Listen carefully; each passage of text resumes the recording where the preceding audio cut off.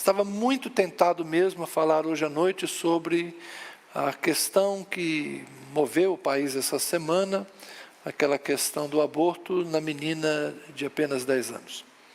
Alguns pastores me mandaram mensagem: Zé, o que você pensa? Eu estou ficando velho mesmo, gente. Quando outros pastores te ligam pedindo conselho é porque você já está velho. E os caras querem resposta fácil para perguntas difíceis. E possivelmente eles me fizeram a pergunta porque na igreja deles, como alguns aqui, estavam me perguntando. Mas eu não creio que esse seja o melhor espaço para eu falar.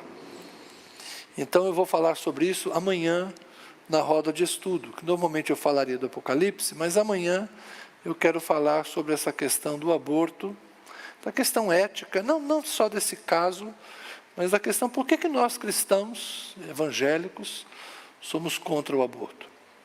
Por quê? Por que alguns dos cristãos evangélicos entendem que, apesar das circunstâncias, e os irmãos católicos também, por que alguns cristãos entendem que, apesar desse caso ser tão horripilante, horrível, degradante, vergonhoso para a sociedade, para todos nós, de uma menina de 10 anos estar grávida por causa de abuso, por parte, não importa quem é o abusador, mas por que nessas circunstâncias alguns cristãos, apesar desse quadro, são contra o aborto, embora a lei do país permita? Então eu vou falar sobre isso amanhã na roda de estudo, tá bem? No nosso canal do YouTube, do Face, às 20 horas. Amanhã eu vou tratar do dilema ético do aborto e também vou dar minha opinião sobre esta questão e conversar, quem quiser, porque lá é um espaço de diálogo. Então dá para vocês mandarem a réplica e dá para a gente dialogar. Na pregação não, na pregação é monólogo. Então eu prefiro o espaço do diálogo. Sobre isso eu vou falar amanhã, tá bem? E o que eu vou falar hoje vai ser o início de uma série de sermões que eu quero fazer, baseado no Sermão da Planície. É o texto que aparece em Lucas, a partir do capítulo 6. Eu me referi a ele na semana passada, e desde a semana passada eu havia pensado, acho que eu vou então fazer uma série de sermões, passando por todo o texto do Sermão da Planície, ou a versão lucana do Sermão da Montanha. Em geral, os pregadores vão trabalhar o texto de Mateus, capítulos 5, 6, 7. Eu vou fazer o trabalho mais raro, trabalhar a versão enxuta, menor, a versão de Lucas, que consta no seu Evangelho, a partir do capítulo 6, verso 12. Hoje nós vamos caminhar apenas até o verso... Bom, talvez até o verso 26, vamos ver. Evangelho de Jesus Cristo, segundo Lucas, a partir do verso 12. Naqueles dias, Jesus... Aliás, espera aí, vamos começar no 17, estou sendo muito extenso aqui. A partir do 17. Jesus escolheu os 12, e depois de escolher os 12, segue essa narrativa. A partir do verso 17. E descendo com eles os 12, do monte, Jesus parou num lugar plano, por isso o Sermão da Planície, onde se encontravam muitos discípulos seus e grande multidão do povo, de toda a Judéia, de Jerusalém, do litoral de Tiro e de Sidom, são cidades fenícias, hoje no atual Líbano, que vieram para ouvir e para ser curados de suas doenças.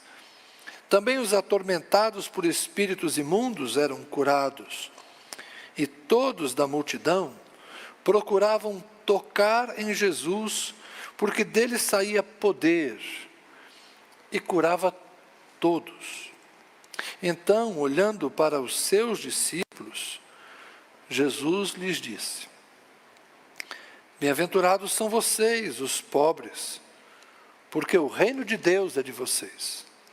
Bem-aventurados são vocês que agora têm fome, porque serão saciados. Bem-aventurados ou felizes são vocês que agora choram, porque vocês hão de rir. Bem-aventurados são vocês quando as pessoas os odiarem, expulsarem de sua companhia, insultarem e rejeitarem o nome de vocês como indigno, por causa do Filho do Homem.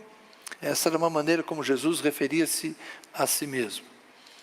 Alegrem-se e naquele dia exultem, porque grande é a recompensa de vocês no céu, porque os pais dessas pessoas fizeram o mesmo com os profetas.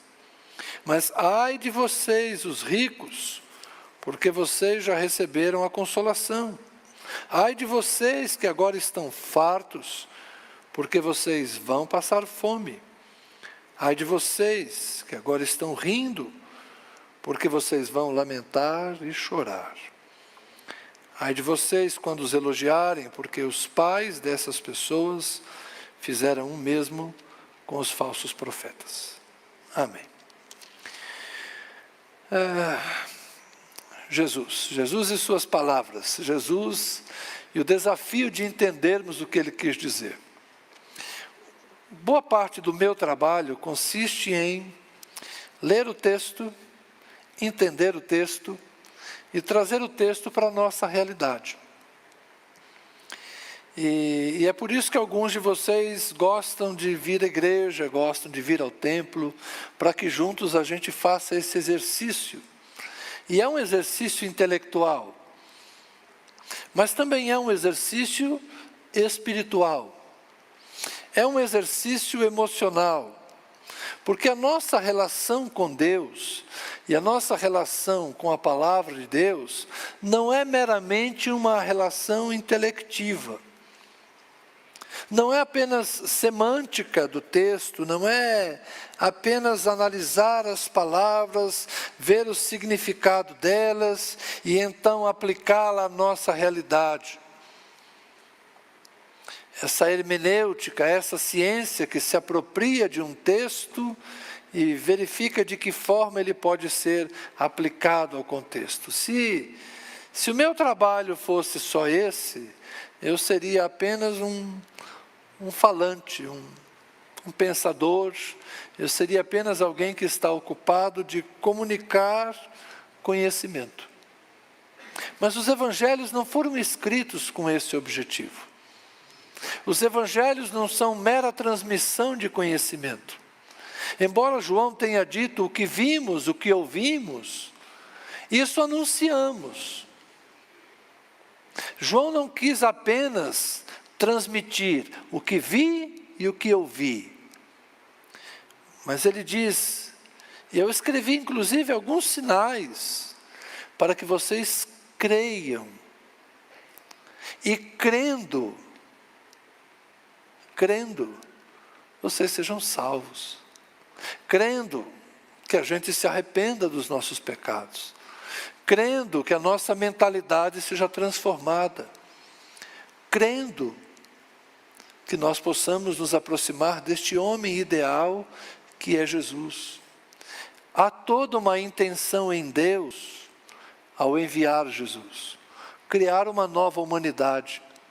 E há toda uma intenção nos apóstolos que escreveram os evangelhos, que é nos mostrar quem era este homem Jesus e como esse processo aconteceu com eles, de assimilação desta pessoa bendita, como eles foram transformados e de que maneira nós, se ouvirmos o seu testemunho e se confiarmos na graça de Deus e se buscarmos um relacionamento verdadeiro com esse mesmo Jesus, que embora esteja no céu, à destra de Deus, também está presente na igreja, que é o seu corpo.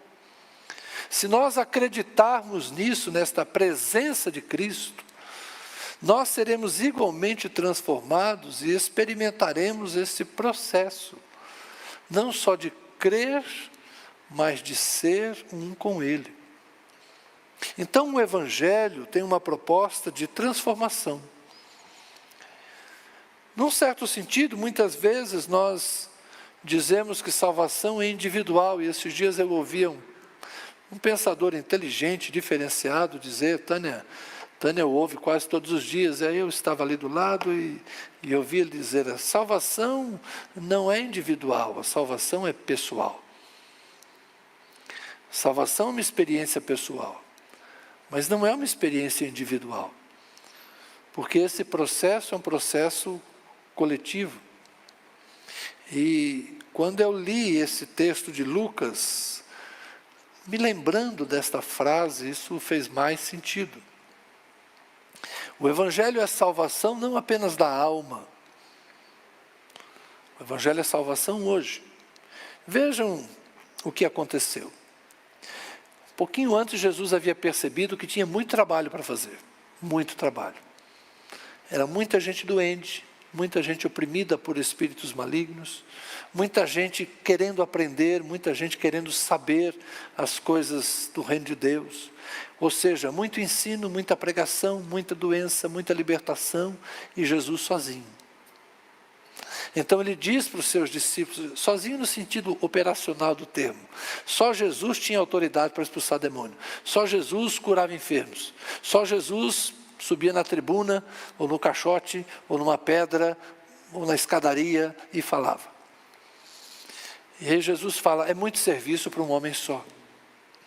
E ele diz para os seus amigos, roguem ao Senhor da Seara, peçam ao Senhor da Seara, ao dono do campo, que mande outros trabalhadores, porque o campo está branco, olha, é hora da colheita, mas tem pouca gente para o trabalho. E no dia seguinte, então, ele escolhe os 12. É nessa ambiência da escolha dos 12 que Lucas encaixa a narrativa da planície. Jesus desce do monte, onde esteve com os 12, onde reuniu-se com eles reservadamente e conversou sobre o chamado deles, e descendo, o que ele encontra? Uma grande multidão. E gente de todo canto, Judeia, Jerusalém, a parte sul, do litoral de Tiro e Sidom, ou seja, da parte mais ainda ao norte, e ele estava na Galileia. Então ele quer dizer, gente que está ao norte da Galileia, em Tiro e Sidom, gente que está ao sul, na Judeia, em Jerusalém, todos vêm, todos se reúnem, todos procuram. Por que procuram Jesus? Porque têm necessidades. Vieram para ouvir e para ser curados de suas doenças. Vieram para ouvir e serem curados. Há fome, como profetizou Amós, uns 800 anos antes de Cristo, havia fome e não era fome de pão. Era fome de ouvir a palavra de Deus. As pessoas iam aonde Jesus estava, porque precisavam ouvir. Ouvir algo novo. Será que é como Paulo escreveu a Timóteo? Nos últimos dias os homens ficarão procurando estas coisas que lhe dão coceira nos ouvidos. Ou como os gregos lá em Atenas, que gostavam das novidades. Será que as pessoas foram a Jesus apenas porque era algo novo, eles ficaram curiosos? Eu creio que é mais do que isso. Muita gente ia porque não aguentava mais viver a mesma vida sem um horizonte novo, sem esperança, sem uma mensagem nova. A religião tende a embotar, a religião tende a se institucionalizar e a transformar-se em tradição. E as tradições tendem a se tornar em letra morta, em algo que com o passar dos anos a gente faz, mas sem saber por que está fazendo. E as tradições dos escribas e fariseus eram muitas regras, e nem todo mundo concordava com aquelas regras, mas era difícil você sair da tradição. Eram muitos jejuns, muitos banhos, muitos ritos, muitas observâncias. Mas as pessoas não se sentiam plenamente em comunhão com Deus. Aliás, a religião normalmente lhes fazia lembrar o tempo todo que eles eram pecadores distantes da vontade de Deus. E é por isso que sempre eram necessários sacrifícios e sacrifícios. Mata um animal, Pega o sangue, põe numa bacia, borrifa sobre a pessoa, ele confessa o seu pecado, ele vai para casa e dali a pouco ele se sente de novo pecador. É uma coisa complicada, são ritos que não resolvem. Imagine um homem com 30 anos e fala assim: uau, faz 15 anos que eu vou a Jerusalém, todo ano me leva um bichinho, o sacerdote mata, pega o sangue, joga na minha cabeça. É só borrifar, viu, gente? Não imagina uma cena muito violenta não, né? E minha vida continua a mesma coisa. Eu sou a mesma pessoa. Todos os anos eu confesso os mesmos pecados. E eu não consigo me livrar deles. Mais ou menos aquela frase de Paulo aos Romanos 7. Miserável homem que sou. Quem me livrará do corpo desta morte? Quem me livra dessa vida de pecados? Então surge um rabino galileu. Surge uma voz diferente. E as pessoas vão até ele, as pessoas procuram Jesus. Vão para o ouvir. Mas não apenas isso, vão para serem curados. Muitas doenças. Eu lamento aqueles que hoje falam contra a vacinação. Eu sou do tempo que convivi com crianças que tinham paralisia infantil. Eu me lembro, na minha escola primária, tinha uma criança com paralisia infantil. E quantos anos que a gente não vê uma criança com poliomielite? Graças ao Zé Gotinha, não é? Eu tive sarampo quando era menino. Numa família de 4 homens, quantos vocês acham que pegaram sarampo? Quantos vocês acham que tivemos... Eu vou conjugar o verbo corretamente. Quantos vocês acham que tivemos todos catapora? Que tivemos todos cachumba? Quando um pegava, todo mundo pegava. Era a escadinha. A gente só não sabia quem ia ser o primeiro e quem ia ser o último, mas que todos iam pegar. E a gente ainda espalhava na vizinhança. Tinha muito mais doenças, as crianças, muito mais crianças morriam alguns anos atrás. Por que a mortalidade infantil diminuiu? Porque hoje temos mais acesso. Mas imagine, gente, há 2000 anos atrás, quais eram os recursos sanitários, quais eram os recursos médicos. Se hoje a gente fala que não tem saneamento básico, não tem água potável para muita gente, imagina aquela época que ninguém tinha esgoto, ninguém tinha água potável. Quantas doenças não feriam, matavam as pessoas, não é? As famílias se casavam entre si, já imagina o problema genético, quantos não tinham? Muitas doenças. E aqui é uma coisa extraordinária que só Jesus fazia, curava todos. Ninguém nunca teve um dom de cura como esse. Já houve milagres em muitos lugares, mas curar todos, isso é prerrogativa exclusiva de Jesus. Os evangelhos registram que ele curava todos, todo tipo de doença. Aleijado, cego, surdo, mudo, leproso, todo tipo de doença. Um veio lá com a barriga d'água, não é? Ele é hidrópico, inchado, Jesus cura. Uma lá tinha problema de coluna, andava encurvada, Jesus cura. Ah, esse Jesus. Então as pessoas vinham a ele por causa das suas necessidades. O evangelho tem que ser resposta. Porque a humanidade segue com necessidades espirituais e segue com necessidades físicas. E hoje nós sabemos, inclusive, que o ser humano não é apenas espírito e corpo, mas o espírito, o homem também é psique, o homem é emoção, o ser humano tem emoções, o ser humano tem aspirações, tem capacidade produtiva. O ser humano é um ser econômico, o ser humano é um ser político, ele é um ser social. E todas essas áreas do ser humano estão doentes. O ser humano, ele é falho em todas as dimensões da sua vida. Ele é um ser social, mas os relacionamentos são conflitados.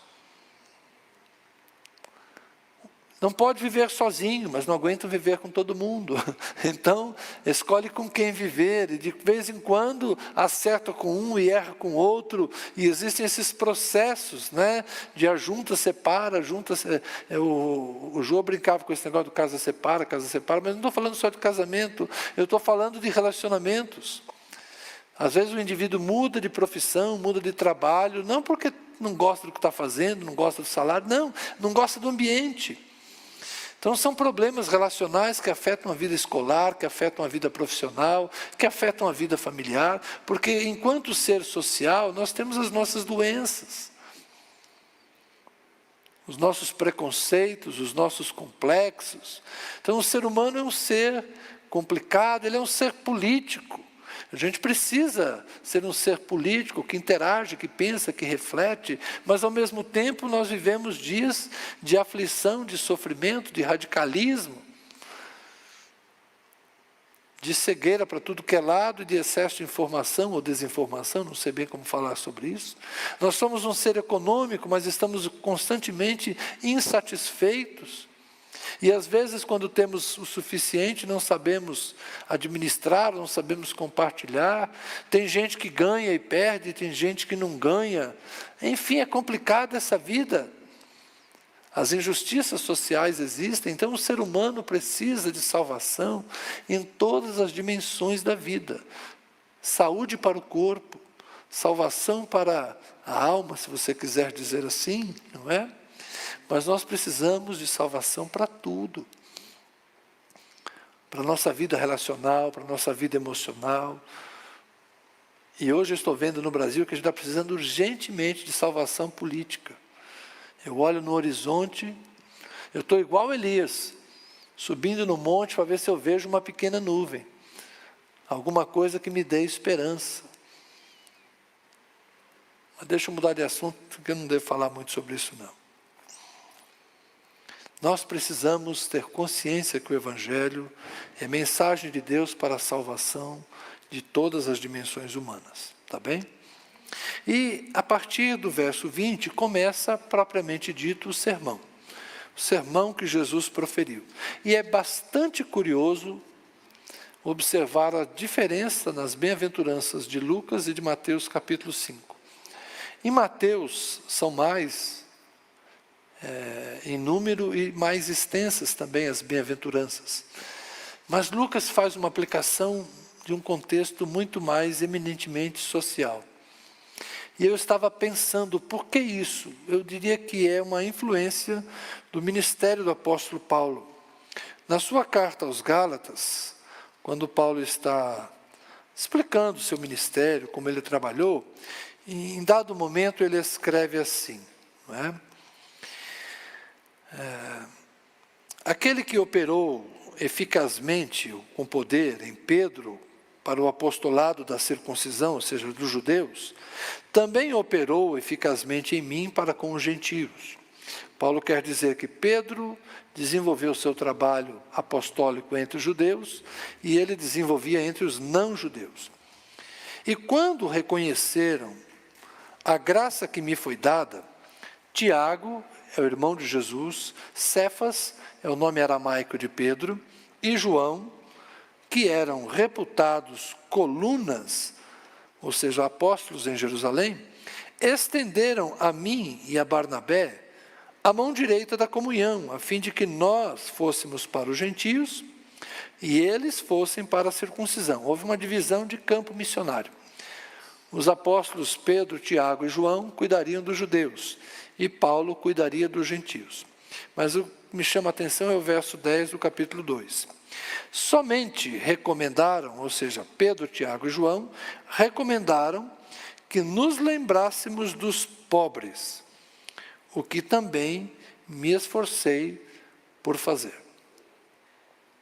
A interpretação precisa do texto que lemos é considerarmos de fato a preocupação com os pobres no seu sentido simples do termo, no sentido econômico.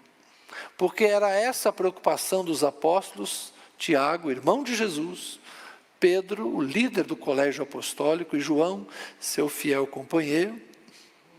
Tiago, irmão de João, já estava morto nessa época, já havia sido morto. E a recomendação a Paulo foi que Paulo pregasse o evangelho aos gentios, mas não se esquecesse dos pobres. E Paulo diz o quê? E isso me esforcei por fazer. Lucas era companheiro de viagens de Paulo. Em Atos a gente sabe disso claramente. Então a influência de Paulo é muito forte em Lucas. E daí quando Lucas vai registrar as palavras de Jesus, nós devemos compreender que ele optou por interpretar as palavras de Jesus de uma maneira muito clara. A gente sabe que os discursos de Jesus foram em aramaico, mas o texto que nós temos foi escrito em hebraico, em grego. Então nós já temos uma primeira tradução do sermão de Jesus em aramaico, que foi escrito em grego. Já há uma opção. Lucas poderia usar dois termos para isso.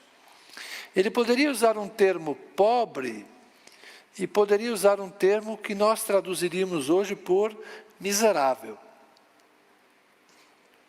É esse segundo que ele usa aqui. Quando Jesus diz, bem-aventurados são vocês os pobres, Lucas optou pelo termo mais radical, da pobreza mais extrema, daqueles que não tinham nada. Bem-aventurados são vocês, porque vocês não têm nada. Ou melhor, vocês não tinham nada. Agora vocês têm algo. Vocês têm o reino de Deus. O reino de Deus é pregado aos pobres. Lembra a resposta de Jesus a João Batista? Quando João Batista mandou mensageiros a João perguntarem, é você mesmo o Messias ou devemos esperar outro?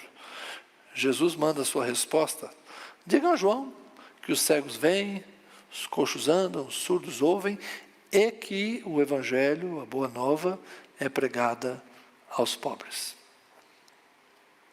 É pobre mesmo. Deles é o reino. Aqueles que não têm nada, agora eles têm algo. Eles têm o reino. É por isso que Jesus nasce entre quem? Entre quem nasceu Jesus? Entre os nobres. Ele foi sepultado como um rico, mas só usou por 40 horas aquela sepultura. Não precisou muito tempo dela, não. Mas ele viveu entre os pobres. Ele nasceu como um pobre. Por que José e Maria se recolheram numa estrebaria? Porque não tinham dinheiro. Ah, mas as hospedagens estavam cheias, não havia vagas nas hospedarias. Se eles tivessem dinheiro, alguém resolvia o problema. Não havia vagas nas hospedarias para os pobres, para aqueles que são peregrinos, porque José e Maria eram camponeses. Maria era simples. Quando foi anunciada a Maria sua gravidez, ela disse assim, não desprezaste a humildade, ou não atentaste, melhor dizendo, para a humildade da tua serva. Maria era uma camponesa, simples, mas é a mãe do Filho de Deus. José era um carpinteiro.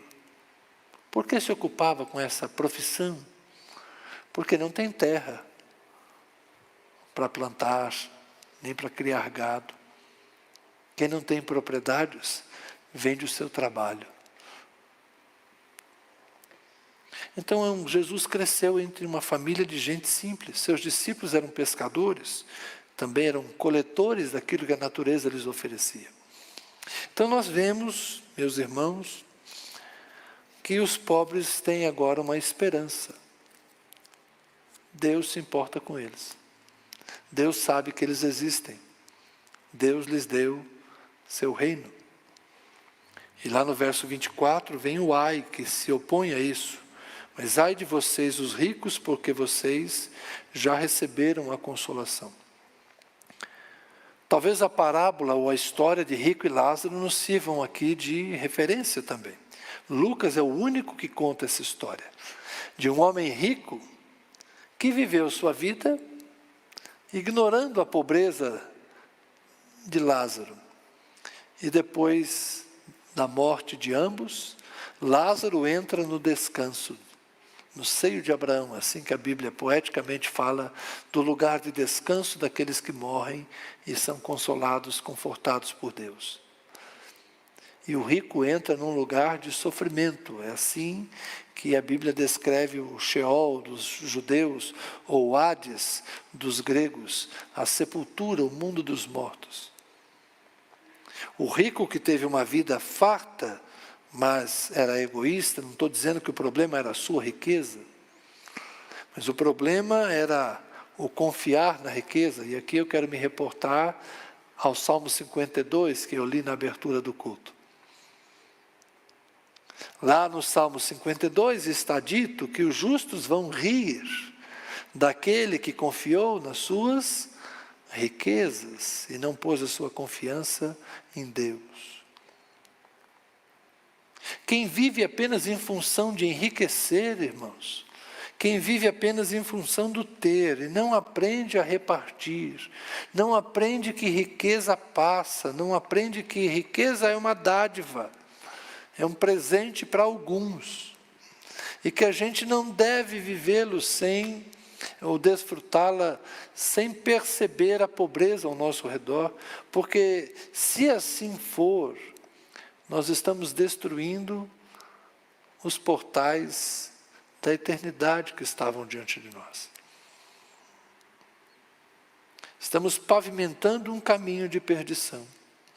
Quando Jesus diz, não podeis servir a dois senhores, não podeis servir a Deus e as riquezas. Não é pecado ser rico,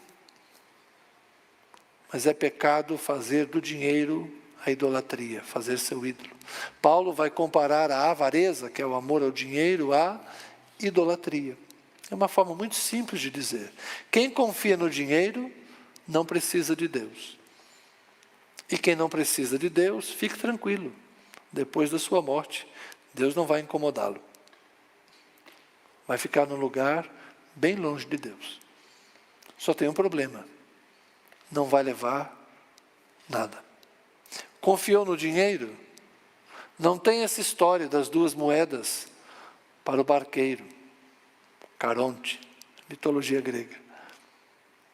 Confiar nas riquezas, irmãos, é tolice.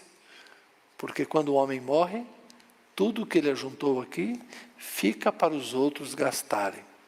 E do lado de lá, não entesourou. Então Lucas faz uma opção clara de dizer que o reino de Deus é a consolação para os pobres. Se eles vão com o reino de Deus desfrutar de justiça aqui na terra, vai depender de nós todos. Se neste reino de Deus, nós como igreja, vamos construir um ambiente com mais justiça social. Não que nós vamos nivelar, ninguém vai ter muito, ninguém vai ter pouco, nós vamos compartilhar e vamos fazer a média e vamos ratear. Não, não é essa forma que a Bíblia nos apresenta. Essa ideia do comunitarismo, vou até mudar a palavra para ninguém ficar chocado, né? É trabalhar como um kibbutz em Israel. Houve um modelo em Israel durante um tempo, nem sei se ainda existe, mas era um modelo de kibbutz. Kibbutz é um ajuntamento de famílias, constroem casas simples, plantam, todo mundo colhe e depois vendem e é tudo de todos. É um tipo de cooperativismo. Esse foi um modelo no processo de de reestruturação do Estado judeu. Não creio que isso tenha permanecido por muito tempo, mas foi um modelo de sociedade construída, lembrando que muitos dos judeus vieram da Europa Oriental. Então, de uma cultura comunista, é possível que eles tenham lá tentado uma vida comunitária num outro ambiente. Não estou dizendo que a gente vai fazer isso, mas como disse o apóstolo Paulo, nós temos que viver de uma forma que quem tem muito não desperdice tudo que tem, para que quem tem pouco não fique sem o necessário para viver. Então, aqueles que têm muito, repartem com aqueles que têm pouco. E fica meio a meio? Não, porque isso também não é saudável.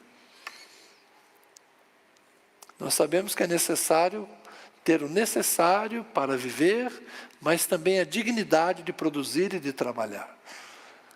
O objetivo da solidariedade não é manter alguém no ócio ou então na subserviência, mas é dar a ele condições de caminhar por si mesmo. Então nós temos que nos ajudar mutuamente. É como se disséssemos, a escola pública tem que ser tão boa quanto a escola particular, para que haja igualdade de oportunidades lá adiante, para que o filho do rico e o filho do pobre sejam igualmente aptos a se desenvolver. Então nós devemos lutar por uma excelente escola pública. Não é lutarmos para que todo mundo vá para a escola particular.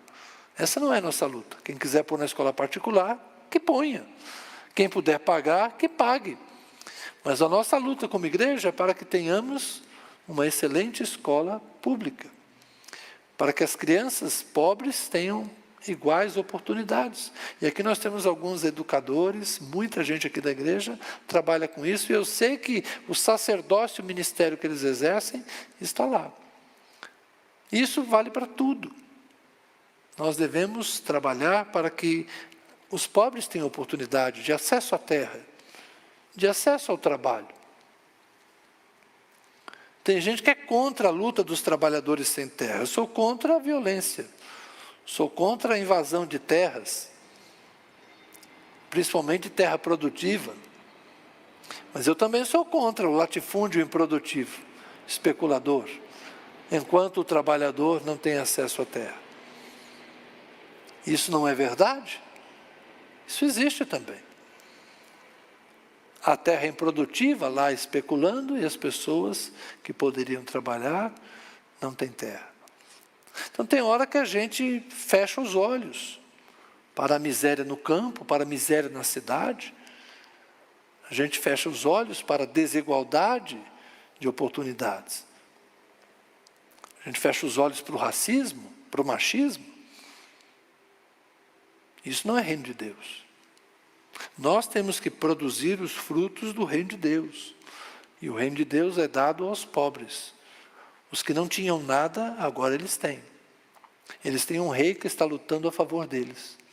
E quem é súdito desse rei tem que se envolver nessa luta.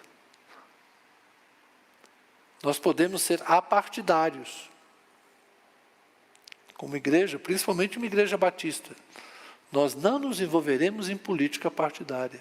Nós não trabalharemos para este ou para aquele candidato. Como nós não temos eleição para prefeito aqui no DF, a gente está livre. Mas por aí o negócio está pegando fogo, não é? Por esse Brasilzão todo. Mas nós, batistas, que não fazemos política partidária dentro da igreja, isso não significa que nós não devamos ter consciência política e participação social. Só que pautada pelos valores do reino de Deus. E é por isso que eu digo a vocês que eu sou a favor de todo governo e sou contra todo governo.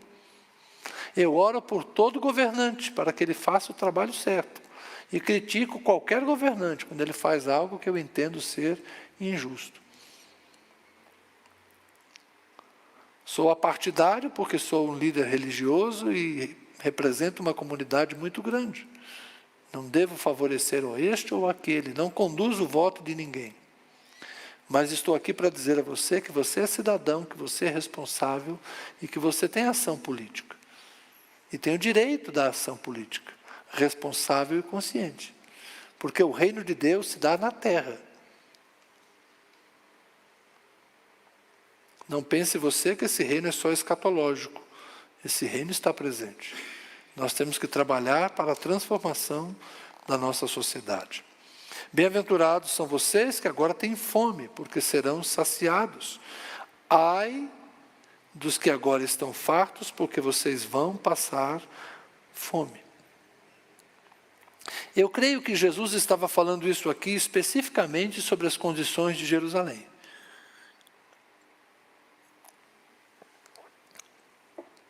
Quando eu leio esse texto, eu penso muito na situação histórica de Jesus. Na época de Jesus, havia uma classe, uma oligarquia rica, que dominava a religião. E os pobres eram obrigados a ir a Jerusalém oferecer os ritos sacrificiais. Eles eram obrigados a dar o dízimo. Eles eram obrigados a pagar o imposto do templo, senão não era feita uma oração pelo perdão dos seus pecados. Então havia um sistema religioso que explorava a fé das pessoas e tornava os pobres cada vez mais pobres. Havia um sistema religioso que enriquecia a elite sacerdotal, que naquela época estava casada com a elite política. Então, uma nobreza, que também era a nobreza religiosa, cada vez ficava mais rica. E também eram esbanjadores. Os banquetes, enquanto outros têm fome. Quando Jesus fala, ai de vocês ricos, porque já receberam consolação, e ai de vocês que agora estão fartos, porque vocês vão passar fome, isso aconteceu. Alguns anos depois, 30 anos depois da morte de Jesus, ou melhor, um pouquinho mais, 35, Jerusalém foi cercada pelos romanos, e o cerco foi longo, e muitos morreram de fome dentro da cidade. Aquela elite sacerdotal foi consumida, como nos dias de Jeremias. Lá atrás Jeremias vai falar a mesma coisa, no capítulo 25. Os profetas e os sacerdotes se uniram. São corruptos, mas eles vão perecer. Deus, aliás, no capítulo 23 e no final do capítulo 24 de Jeremias, Deus diz assim que quem escapar da fome vai pela peste, quem escapar da peste vai pela espada. Jesus está reivindicando, possivelmente aqui, um novo juízo sobre essa Jerusalém, dos ricos que se fartam, enquanto os pobres passam fome. E é nesse mesmo sentido que Jesus fala de que os seus discípulos seriam perseguidos, no verso 21. Aliás, 22. Vão odiar vocês, vão expulsar vocês, vão insultar e rejeitar o nome de vocês como indigno por minha causa. Mas lembrem-se que essas pessoas fizeram os mesmos com os profetas. Os pais dessas pessoas fizeram o mesmo com os antigos profetas. Tem a ver com Mateus 24, quando Jesus diz que os seus discípulos seriam rejeitados. E foi exatamente o que aconteceu.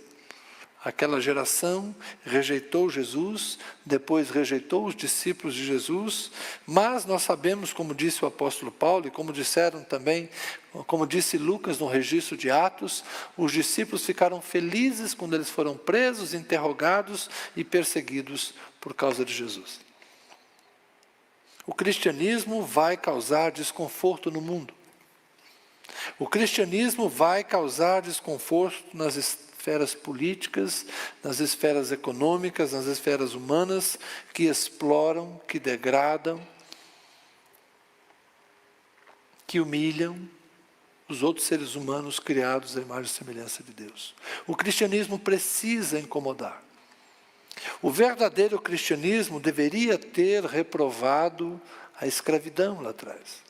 E é um pecado que os cristãos daquela época cometeram, ter validado a escravidão. Os cristãos erraram quando validaram a extinção dos povos indígenas, o genocídio dos indígenas. Os cristãos erraram. E os cristãos erram hoje. E não são só os cristãos católicos da América Latina. Os cristãos protestantes da América do Norte também. Ingleses, franceses, espanhóis e portugueses, todos dizimaram as populações nativas. Ou oprimiram as populações nativas. Então é um pecado comum a protestantes e católicos. O cristianismo precisa se incomodar com a injustiça e não validar a injustiça. O cristianismo tem que conviver melhor com a perseguição, mas jamais perseguir. O cristianismo verdadeiro não pode ir por uma porta de hospital, oprimir alguém que já está sofrendo. Não. Amanhã eu falo disso. Só estou pincelando agora. O verdadeiro cristianismo vai combater as causas estruturais que fazem com que estas situações infelizes aconteçam. Observar a vitimização do sistema. As coisas são mais complexas. Então nós devemos aceitar o sofrimento que nos é imposto por seguirmos a Jesus. Mas como disse Pedro, se começarmos a sofrer por causa dos nossos pecados, isso é merecido. Então quando perseguem a igreja, porque a igreja está fazendo a coisa certa, glória a Deus. Quando perseguem a igreja, ou quando falam da igreja, quando a igreja faz besteira, vamos nos arrepender dos nossos pecados, vamos confessá-los e vamos mudar. O Evangelho, meus irmãos, é a boa nova de salvação. O reino de Deus é dado aos que têm fome, é dado aos que choram, é dado aos que sofrem, é dado aos pobres. E nós somos os cidadãos do reino. Quem é que vai fazer o trabalho do reino? Somos nós. Graças a Deus que nós não somos tão pobres. Nós já temos o que repartir. Você escolheu até roupa para vir para cá hoje. Fala a verdade. Você pode escolher roupa, não é? Você escolheu sapato, não é legal?